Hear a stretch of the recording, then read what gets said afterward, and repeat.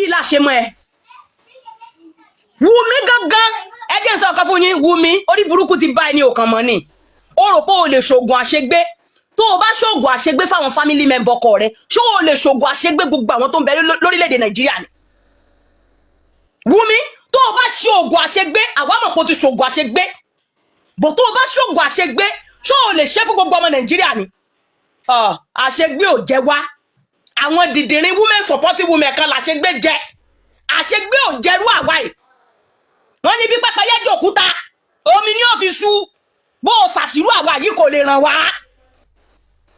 oògùn àṣegbé tó o ṣe it don expire go and renew am Wùmí Cynthia Adébánjọ apọkọjayé olórí burúkú kò sẹ́ni tó bẹ́ẹ̀ ṣe tí ó kàgbákò Ìyábọ̀ Òjó ti bọ́ dòwò pọ̀ báyìí ó ti ń ṣẹ̀sìn ayé Kàrímọ̀ ẹ̀gbọ́n rẹ̀ bọ́ dòwò pa ó bẹ́ẹ̀ dòwò pọ̀ Kàrímọ̀ ti ya wèrè sórí social media ojoojúmọ́ ní fi ń gbàdá ní fi ń gbọ̀bẹ mi ìrírú rẹ̀ rí àmọ́ yóò wọ́n defend àbúrò òun ẹ lọ wo bó ṣe ń attack very dark man ta ló bẹ́ẹ̀ ṣe tí ò sórí burúkú tí ò lulẹ̀ nínú ayé Wùmí tó o bá ṣògùn àṣegbé o ṣe ń gbà tí Mohbad kọ́kọ́ kú òun ni gbogbo aṣọ lórí burúkú àwọn kòkò dúdú tẹ́ lọ́njù ní obẹ́rí ọmọ ọlọ́mọ oògùn àṣegbé kò jẹ wá ó jà wọn kan ó má wọn kan bọ̀ kò lè mú gbogbo Nàìjíríà kò lè mú gbogbo lovers of Mohbad kò lè mú àwọn abiyamọ tán fi tinútinú tó bòtòbò tán fi bí ọmọ olórí burúkú ọmọ òfò apọkọjayé olòṣì ọmọ báwo mi ṣe kó gbà kó kàgbákò báwo mi dòwò pọ̀ kó nógo kógo rẹ̀ kú yányán Ìyábọ̀ Òjó báyìí ó ti ń lo kó parun látara pé báwo mi dòwò pọ̀ látara páwọn náà wọ́n fẹ́ revenge látara pé Ìyábọ̀ Òjó fẹ́ revenge ó fẹ́ gbẹ̀san Ìyábọ̀ Òjó ti ń kábàámọ̀ báyìí kò lè bọ́ta kó wá sọ fẹ́ni fọ́lọ́wọ́ sọ pé òun kábàámọ̀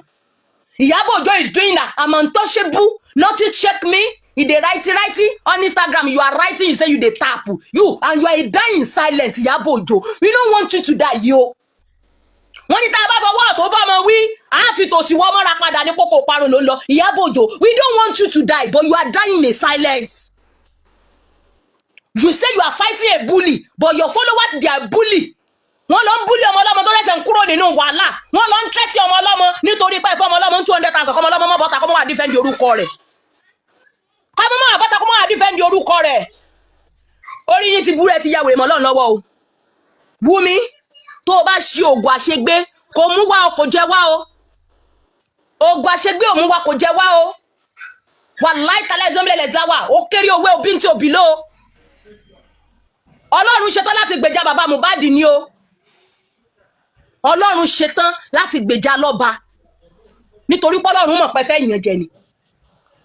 Ọlọ́run mọ̀ pé fẹ́ yàn jẹ ni Ìyábọ̀ Òjó fẹnu wúlé fẹnu wú géètì ó ti lọ mórúkọ àbúwò ibẹ̀ mọ́rọ̀ tó wà nílẹ̀ ṣé wọ́n fi aṣọ rẹ̀ jó Ìyábọ̀ Òjó lẹ́nu gbogbo à ń kékeré ni ṣé wọ́n kàn ṣe pé fún Ìyábọ̀ Òjó pé kó ṣáà máa fẹnu kọ káàkiri ìlú ni kí ni tàbúwò ibẹ̀ ní í ṣe nínú kéèsì Mohbad tó ń sọ pé also because you want to destroy Naira Marley you say Sam Larry ó ń gbowó ó sọ nínú náà nígbà tó lọ rá àwọn ọlọ́pàá tẹ́ ṣe conference call and I think police supposed to ask you in that moment when you are saying that rubbish do you have the evidence for the small boys when Sam Larry dey collect money for their hand but police leave their job wọ́n wá ń wò bí Nana Amure wọ́n ń wò Ìyábọ̀ Òjó Nana Amure tó ń fẹ́nu commit crime kí ni tàbúwẹ̀bẹ̀ gbogbo ẹ̀yìn àbúwẹ̀bẹ̀ bàbá ẹyẹ ni o mi ò lè wojú ọ̀sà o ó lọ ń bẹ́ sí bàbá ẹyẹ ó wá ṣe fẹ́ yẹ àbúwẹ̀bẹ̀ o na bàbá ẹyẹ o bàbá ẹyẹ Ìyábọ̀ Òjó ti fẹnu kọ́ dọ́dọ̀ yín o bàbá ẹyẹ àbúwẹ̀bẹ̀ Ìyábọ̀ Òjó ló sọ àwakọ́ o Ìyábọ̀ Òjó ló sọ àbúwẹ̀bẹ̀ bàbá ẹyẹ mi káwọ́ sókè fún mi mo bẹ̀rù yín mi lè wojú yín o bàbá ńlá bàbá tíá wọ́n ní Ìyábọ̀ Òjó sọ wípé ẹ máa ń fi nǹkan nù dírínkì àwọn ọmọ ọlọ́mọ ẹ máa ń fi wọn Ìyábọ̀ Òjó ló tún fẹnu kọ dọ́dọ̀ àbúwẹ̀bẹ̀ gbogbo ẹni tàbúwẹ̀bẹ̀ ó yá under followers Ìyábọ̀ Òjó we want to see evidence so only you have 2 guys Ìyábọ̀ Òjó ẹ wá ń fẹnu kọ àkiri ayé ẹ ń fẹnu kọ ṣiṣẹ́ tó bẹ́wúrẹ́ tó fi ń bá yẹ́ ẹ̀sùn ṣiṣẹ́ ti ń bá yín ṣé allegation tẹ́ fi ka àbúwẹ̀bẹ̀ báyìí àbúwẹ̀bẹ̀ máa wá lanú lẹ̀ pé kẹ́ ẹ lọ scot free ẹ máa wọn 2 guys yẹn bọ́ta àǹtí Ìyábọ̀ wàláì you don find case for yourself o a lot of case àbúwẹ̀bẹ̀ Ìyábọ̀ Òjó kú ìmọ̀dà lórí Instagram ya Priscilla ló sọ o àwọn JP 2025 òfẹnu wúlé fẹnu túlé kọ́mọ̀ fi aṣọ sọ̀rọ̀ jóyàn lẹ́nu kékeré ìyá tó bí ìyá Iyabo Ojo mọ̀ rọ́mọ tọ́ o béèyàn bá bímọ èyàn ò mú aṣọ àǹkárá tó tíìkì èyàn ò fi tẹ ọmọ lẹ́nu ẹ wá lọ mú lẹ́sí oníhò tó lu òtí kànga ń bẹ lára rẹ̀ ẹ lọ fi ju ẹnu Iyabo Ojo ìwà ń wí wàtàwàtà kí ni ọ̀rọ̀ àbúwẹ̀bẹ̀ ń ṣe nínú kéèsì mọ́dárànsì kí ni ọ̀rọ̀ àbúwẹ̀bẹ̀ yìí sí rèé olórí burúkú sí ń tí ọ̀dàyẹrú yìí lẹ́rí àgbàlagbà méjì pọ̀ mọ́ra wọn ó ti lọ sábà àbúwẹ̀bẹ̀ tó lọ bá àbúwẹ̀bẹ̀ tẹ́pẹ́ tá a bá lo sẹ́ǹsì wa gan a mọ̀ drag àbúwẹ̀bẹ̀ nínú kéèsì Mohbad Tóyìn àbúwẹ̀bẹ̀ ṣáà mọ̀ mi àbúwẹ̀bẹ̀ ní I don't know you o I don't know you I no see you o Iyabo Ojo tún wá ní àbúwẹ̀bẹ̀ wọ́n máa ń drug àwọn ọmọ ọlọ́mọ wọ́n máa ń gbẹ́ǹsì wọn gbogbo ẹ̀yin followers àbúwẹ̀bẹ̀ Instagram àǹtí Iyabo Ojo ni ẹ lọ kò ń sọ́dọ̀ mi àǹtí Iyabo Ojo ló sọ bẹ́ẹ̀ fún very dark man nu o àǹtí Iyabo Ojo ló sọ bẹ́ẹ̀ fún very dark man nu o tẹ́ pé wọn lọ jábọ́ ni before you people go know ẹ máa rí tí Jesus lọ́ba máa tún gbẹ́nu sí yẹn sórí péjì ẹ̀ pé àbúwẹ̀bẹ̀ ó ń bẹ́ǹsì àwọn ọmọ ọlọ́mọ lọ́lórí burúkú ẹ̀yin celebrity yẹn fẹ́ mọ bọ́ta fẹ́ mọ defend yóò gbà kan kọ right up olórí burúkú pé ká mọ bọ́ta ká mọ defend Iyabo Ojo ṣẹ́yìn lẹ ránṣẹ́ ni ṣẹ́yìn lẹ ní kánú Iyabo Ojo mọ́ dúró ni ṣẹ́yìn lẹ ní kí Iyabo Ojo mọ́ wọn bá rẹ̀ ní gbogbo ẹ̀yin ọmọ àbúwẹ̀bẹ̀ Iyabo Ojo ló sọ ó ní bàbá yín máa ń dúrọ́gì àwọn ọmọ ọlọ́wọ́ máa ń gbẹ́ǹsì wọn alára pẹ̀lú kò sọ̀rọ̀ àwọn ó tẹ̀ka náà kò sí tí wọ́n lè sọ ó tẹ̀ka ní Iyabo Ojo lógun àná ni ó ti tọ́ fún wọn wátawàtá ló kù tán sọ àbúwẹ̀bẹ̀ gbogbo ẹ̀yin followers àbúwẹ̀bẹ̀ gbogbo ẹ̀yin ọmọ bàbá ẹyẹ ẹ lọ́mọ òbèrè kwẹ́sọ̀ lọ́wọ́ Iyabo Ojo kú ìmọ̀dá o àwọn náà fẹnu ara wọn wógun o ogun ti wọ̀lú o ṣé Mohbad nìkan ló máa kọ́kọ́ kú ni Iyabo Ojo tó yẹ ká ẹ̀sùn kẹrọnú yín pé kéèsì yìí o it's not the kind of case I can fight o let me withdraw o ìrọ́sá o ẹ ṣáà yẹn fẹ́ parun ni ẹ fẹ́ parun yányán ẹ tún wá dráàgì àbúwẹ̀bẹ̀ wọnú kéèsì wọ́n ní wọ́n pé Iyabo Ojo àgbàlagbà tẹ̀yìn ẹ̀kàwé wà tẹ̀lígẹ́ǹsì ẹ wá ń fọ́lọ̀ wọ́n ní wọ́n pé àwọn ọmọ kan wá bá ní pé àbúwẹ̀bẹ̀ wọ́n dọ́ọ̀gì àwọn wá gbẹ́ǹsì àwọn ẹ tún wà ló ń sọ fún very dark man tẹ́ẹ̀sì mọ̀ pé very dark man gan kò ní síkírìtì ọ̀rọ̀ pé very dark man gan kò rí inú báyìí kò rí gbọ́rọ̀ sí abálájọ tó bá bóyá ṣáà sọ pé Iyabo Ojo come outside come and tell Nigeria come and tell your gullible followers what we discuss ogun rèé o àbúwẹ̀bẹ̀ tó yẹ pé lóòótọ́ àbúwẹ̀bẹ̀ ẹ̀yin àwọn ò tí ì jọ́ọ̀jì báyìí o Iyabo Ojo ni tó bá ti proof wa báyìí tó bá ti tọ́ fún wa lẹ́fídẹ́ǹsì pé lóòótọ́ lè gbẹ́ ń ṣí àwọn ọmọ ọlọ́mọ torí ogun ayé ti ń tẹ̀lé Iyabo Ojo báyìí ogun ayé ó ń tẹ̀lé kó tiẹ̀ máa bọ̀ Nàìjíríà èmi ti bá wọn sọpọ́ọ̀tù lẹ̀ ká wá díṣì oúnjẹ fún wa ebi ní ń pa wáyìí ebi ti ń pa wá nu gúrùpù àǹtí Iyabo èmi ti sọpọ́ọ̀tù ẹ wá díṣì oúnjẹ mo ti fọ̀n tẹ́ fi ṣe stew mo ti fọ̀n tẹ́ fi ṣe ráìsì ẹ wá díṣì àwọn Nàìjíríà ní lọ́tẹ̀ ń díṣì wọn ẹ̀yin àti Jesus lover ẹ wá díṣì wọ́n ti lanú lẹ̀ wọ́n ti ganú lẹ́dẹ̀ ni tó dìgbà tẹ́lẹ̀ ó bá gbẹ tán ní Iyabo Ojo àbúwẹ̀bẹ̀ ń gbẹ́ ṣí àwọn ọmọ ọlọ́mọ àǹtí Iyabo Ojo ọmọ ti báyé jẹ́ ta ló mọ̀ bóyá àǹtí Jesus lover tún kúkú lọ́wọ́ tó fẹ́ gbé bọ́ta nípa àbúwẹ̀bẹ̀. tẹ bá tún wo inú náà ọjà wà ń bẹ tẹ bá tún wo inú báyìí ọjà ló kún gbogbo ẹ yìí ẹ wá bá mi rajà kódà mi títún ọjà tán mo ṣẹ̀ṣẹ̀ àárẹ̀ ìjọjà ni ẹ jọ ẹ wá patronize mi ẹ̀yin ìyá mi ẹ wò aṣọ lẹ̀ ń wò yìí aṣọ lẹ̀ ń wò lóríṣiríṣi yìí aṣọ lẹ̀ ń wò yìí bẹ́ẹ̀ bá ṣe fẹ́ wọn sí ni ẹ jẹ́ patronize Lady K Ìfẹ́ Olúwa show o ẹ patronize mi ẹ bá mi rajà o àwọn ọjà nìyí ẹ̀yin ìyá mi ẹ̀yin bàbá mi lọ́kùnrin lóbìnrin gbogbo ẹ̀ ló wà available bẹ́ẹ̀ bá ṣe fẹ́ wọn sí ni ẹ jẹ́ patronize mi ojú òní tí o ẹ ní ṣubú fọ́tayọ̀ o ẹ̀yin tẹ́ bá fẹ́ walk-in wá rajà ẹ free ẹ walk-in wá tí bá ti arrange ìtàn sìn màá tún ṣe fídíò everybody máa rí dáadáa ẹ jẹ́ wá bá mi rà o òwú mo mi táyé òkè wá bá mi rà o aṣọ ni mò ń ta ẹ̀yin tẹ́ bá fẹ́ walk-in wá ẹ free ẹ walk-in ẹ wá wo fúnra yín ẹ má wá sílé mi ẹ má ṣe kò sí yẹn mọ́ nísìn gbogbo ẹ̀yin ìyá mi ẹ̀yin bàbá mi tẹ́ bá fẹ́ mú ojú ajá ẹ má bínú o mo try láti hangi fóònù yẹn padà ni kíní yóò fẹ́ dúró ẹ má bínú mo fẹ́ hangi fóònù padà so aṣọ tọkùnrin wà tóbìnrin wà àwọn fine aṣọ àwọn aṣọ tó mú yes bákan náà spiritual store wa náà ìyẹn náà ti wà available ọ̀tọ̀ ní spiritual store ẹ̀yin tẹ́ bá fẹ́ ra àwọn nǹkan tẹ́ lè lò fún nǹkan àdúrà ló ń gba agbára kámẹ́rà padà ẹ lè máa rí mi padà ẹ̀yin tẹ́ bá fẹ́ ra àwọn spiritual items náà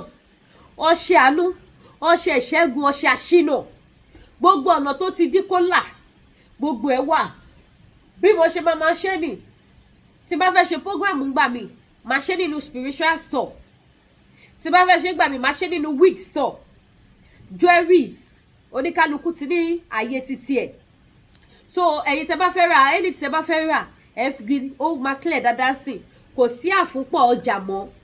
kò sí yẹn mọ́ nísìn so màá display àwọn jewelries màá display ní gbogbo ẹ̀ àwọn aṣọ náà display lóríṣiríṣi àwọn àdìrẹ gbogbo ẹ̀yin mọ́mì mi mo ti lose contact àwọn kan tí mo sọ fún pé táwọn àdìrẹ bá ti dé àwọn àdìrẹ ti dé mi ò tí ì já but mo máa já gbogbo ẹ̀ léèdè bá tẹ̀ ti yí sí gbogbo ọjà tó ṣẹ̀ṣẹ̀ dé kẹrin so àwọn àdìrẹ ti dé like 6 box ló dé àwọn àdìrẹ fáfáì style lóríṣiríṣiríṣiríṣiríṣi gbogbo ẹ̀ náà ti ṣe kí ni ó ti wà lẹ̀ then èwo ló tún kù product iléeṣẹ́ TL Natural Aba ìyẹn náà wà nílẹ̀ ó wà nílẹ̀ èwo ló tún kù àwọn pọ́ọ̀sì náà ó wà gbogbo ló wò ní Lady K ẹ ṣàánú mi ẹ bá mi rajà ẹ̀yin tẹ́ bá láwọn èèyàn sí Canada ẹni kọ́ wọ́ọ̀kì lọ sí store Lady K African store tó bá gọ́gùn ẹ̀ á gbé wọn wá fún wọn ní location mi Lady K African store tẹ́ bá ti gọ́gùn ẹ̀ ó máa gbé wá tí ó bá dẹ̀ gbé wá ẹ pè mí lórí kíní máa sọ ọbẹ̀ ṣe máa dọ́dọ̀ mi máa sọ fún yín 76 Wentworth Street òun ni mo wà south ní Hamilton ẹ wọ́ọ̀kì wá sínú shop ẹ wá rà kọ̀tẹ́ bá fẹ́ ẹ mójú yín wá ẹ̀yin tẹ́lẹ̀ wà lamẹ́ríkà ní UK ní káàkiri all over the country tẹ́ máa bá mi rajà ní France náà àjọ ṣe fídíò kan gẹ́gẹ́ bá ṣe máa ń ṣe máa gbé fóònù máa fi hàn yín ibi tá àwọn jewelries sí ibi tá set àwọn wíìgì sí ibi táwọn aṣọ wà máa fi gbogbo ẹ̀ hàn yín and spiritual items store náà odidi store ni mo ní fún spiritual items because iṣẹ́ mi dá mi lójú gbogbo àwọn tó ra spiritual items lọ́dọ̀ mi wọ́n testify gbogbo ogun tó halẹ̀ mọ́ ayé wa tó lòun ò ní jẹ́ ká rọ́nà lọ ilẹ̀ alánú á gbé ogun náà mi á máa gbé gbá ọpẹ́ gbogbo ẹ̀yin tẹ́ ń fèsì one or two things either lórí ọmọ lórí ọkọ lórí ara yín gangan ẹ pè mí àwọn nǹkan tẹ́ máa lò tí gbogbo ọ̀dọ̀ yín máa ṣí tí gbogbo ogun yẹn máa ṣe wà available kò sí country tí mi ò lè send the spiritual items sí bó jẹ́ France ni bó jẹ́ Holland ni àwọn ibi tí mo ti send sí nìyẹn bó jẹ́ Spain bó jẹ́ Germany any country ẹ̀yẹ name it ẹ̀yẹ ṣáà ti pè mí àjọ sọ̀rọ̀ tó bá jẹ́ nípa ti spiritual items ni ẹ pè mí àjọ sọ̀rọ̀ má dẹ̀ send àwọn nǹkan tẹ́ máa lò tí gbogbo nǹkan tó já ayé láyà tó gbomi jẹ́ lójú yín yẹn tí gbogbo ẹ̀ máa ṣe kéde tó máa dópin Jésù lọ́ba títì la wà express la fèsì owó rèé express la fèsì títì la wà so ẹ jọ ẹ patronize mi ojú òní tí yìí o ọ̀tá òní yọ̀ yìí o ẹ ṣàánú ọmọ tí ò níyà o ọmọ 10 bàbá 10 wá ń jẹun o ẹ ràn mí lọ́wọ́ ẹnu ti gbẹ o kò sí kankan lẹ̀ ẹ wá rajà o ẹ ṣàánú mi o ẹ ní gbégbá bára láyé yìí o ẹ wá bá mi rajà o ọjà ni mò ń tà o Yorùbá nation no kẹ̀dẹ̀ ni no going back ni no retreat no surrender no retreat no surrender a ní store fún African food náà but kò tí ayé ò tí yọ láti lóòdù ọjà síbẹ̀ so African food ń tiẹ̀ store ti tiẹ̀ wà but mi ì tí ìrajà sí mi ní parọ́ fún yẹn mọ̀ pé mi ò parọ́ mi ì tí lóòdù ọjà sí àwọn wọ̀bọ̀ ọjà tí mo takù ló sì wà bẹ́ẹ̀ àwọn bíi gàrí èlùbọ́ mi gbọ́dọ̀ pé ó ti fẹ́ kó tán àwọn ará Amẹ́ríkà ti pè mí fún èlùbọ́ ọ̀gẹ̀dẹ̀ tí mo ní so mi ì sọ pé èlùbọ́ wà àfi tí bá ṣètù gbogbo wọn bí ìdẹ̀ tí ìráyè láti ṣèdí àwọn ọjà but as látọ̀la lọ I will be free láti attend sí gbogbo àwọn customer but ẹ pè mí o yìí ò ní kẹ́ má pè mí o ẹ pè mí kẹ́ wá rajà o mo fojú náà bẹ̀ yín ojú òní tì yìí o tẹ́ bá ti pè má bá yín pààkì ẹ̀ má bá yín ṣe ìdẹ̀ lẹ́sẹ̀kẹsẹ̀ má ṣẹ̀dọ̀ ọjà yín sí yín so ẹ patronize mi Lady K African store Lady K African store nílùú Canada ni mo wà ní Hamilton 76 Wentworth Street South òun ni mo wà ẹ ṣe gan ni ojú òní tì yìí o ire o màá rí yín pẹ́ gbogbo ẹ̀yin tẹ́ bá mi rajà tí mo fi lè máa ṣe kí ni tí mo fi lè máa dìde lójoojúmọ́ lágbára Ọlọ́run ẹ̀ ní gbọ́mọ sí lágbára Ọlọ́run àwọn ọmọ yóò ní dológun àná lágbára Ọlọ́run ayé òní rẹ̀rìn yín àwọn kan jókòó wọ́n fẹ́rẹ̀ rìn Lady K wọ́n ní Yorùbá nation ti ba yé ẹ̀jẹ̀ ṣùgbọ́n lọ́jọ́ tòní I'm very very happy tí bá ní ìṣe èbò tí bá ṣe èbò orí máa fọ́ Tinubu tí bá sọ èbó orí máa fọ́ Tinubu, so ẹ má wulẹ̀ jẹ́ kí n kó ẹ̀fọ́rí bá Tinubu, kọ́mà ní Lady K ló ká ìsọ̀rọ̀ Tinubu, so ẹ wá bá mi rajà gbogbo àwọn spiritual items. Kódà mo ní frame fọ́tò Jésù wà, mo ní fọ́tò Holy Mary, gbogbo àwọn frame Christian gbogbo ẹ̀ ló wà, tí Papa Ọ̀ṣọ́fà wà, tí Mósè Orímọládé ọmọ tún wọn là ṣe, gbogbo frame yẹn mo ní pátápátá, ó wà nínú spiritual store wa. Agogo ìgbàlà ó wà ní spiritual store, kò sí lọ́fíńdà tẹ́ fẹ́ tí kò sí, gbogbo ẹ̀ ni mo ní, gbogbo ọjà anything spiritual items gbogbo ẹ̀ ló wà available. Nǹkan tẹ́lẹ̀ fi bírèkì course breaker, mercy soap, oil, gbogbo everything is available. Àdúrà gbogbo wa gbà lórúkọ Jésù. Àní ṣubú fọ́tayọ̀, màmá retí kọ́ yín o, ẹ ṣé gan o, ojú òní tì í, ó dàbọ̀.